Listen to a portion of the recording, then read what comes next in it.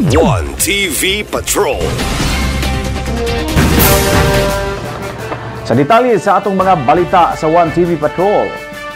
Usami City Hall magsaulog sa 123rd Civil Service Anniversary. Panguluhan usab sa kagamahan ng lokal sa Dakbayan sa Usamis ang ika-123 nga anibersaryo sa Civil Service Commission sa nasud atol sa Civil Service Month 2023. Gipahibalo ni Konsehal Lorly Fuentes Cepres, ang chairperson sa Committee on Civil Service sa konseho nga alayon sa kasaulugan adunay serye sa mga aktibidad ang City Hall. Sa September 4 sa dili pa ang kick-off sa mga aktibidad, ipahigayon ang una ang Holy Mass sa Asenso Usamis Wellness Park. Human sa Santos nga misa, ipahigayon ang parada nga magagikan sa Fort Road o mutapo sa City Hall ground.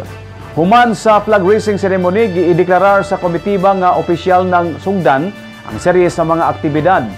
Tipik og bahin sa mga aktibidad mao ang Zumba, Video Kit Challenge o Volleyball Tournament, men and women.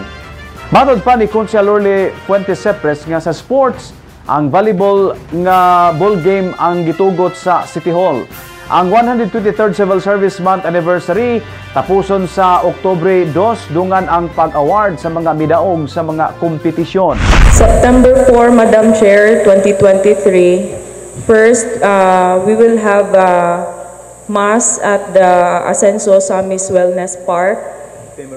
Assembly time. What time?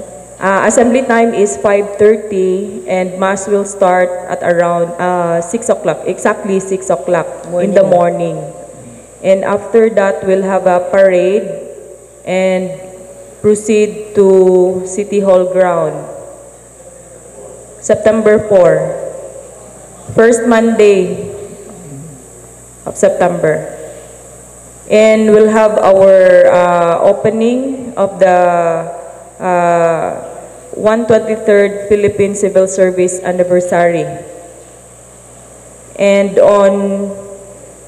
Right after the flag ceremony. Right after the flag ceremony. Declaration of the opening. Yeah. And on September 8... One TV Patrol.